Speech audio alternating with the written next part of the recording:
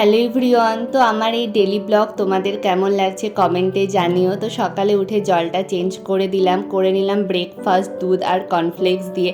তারপর পড়াতে বসলাম, দেন উঠে খেলাম একটা কলা। আগের দিন কিছু জামা কাপড় কেচেছিলাম, তো সেগুলোকে আয়রন করে ভাঁজ করে নিলাম। তারপর চলে গেছিলাম স্নান টান করে এসে লাঞ্চটা করে নিলাম ভাত আর চিংড়ি মাছ দিয়ে। কার কার চিংড়ি মাছ পছন্দের কমেন্টে জানিও। খেলাম একটা কর্নেটো, আর সন্ধ্যাবেলা দুজনা রেডি হয়ে একটু বেরোলাম। তো গেছিলাম ঢাকেশ্বরীতে, ওখান থেকে একটা শাড়ি কেনার ছিল। তো ঢাকেশ্বরীতে ঢুকেই সুন্দর সুন্দর শাড়িগুলোর দিকে প্রথমে আমার চোখটা পড়লো।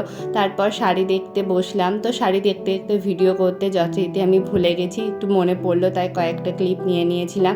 একটা টেবিল ক্লথও কিনলাম। আর ফেরার পথে দেখা হয়ে গেছিলো সুস্মিতার সাথে, তো ও একটা চপ খাওয়ালো, সেটা খেয়েই বাড়ি চলে এলাম। তো আজকে সারাদিনটা এভাবেই কেটেছিল। তোমাদের কেমন লাগলো আজকের মিনি ব্লগ সেটা জানিও। টাটা।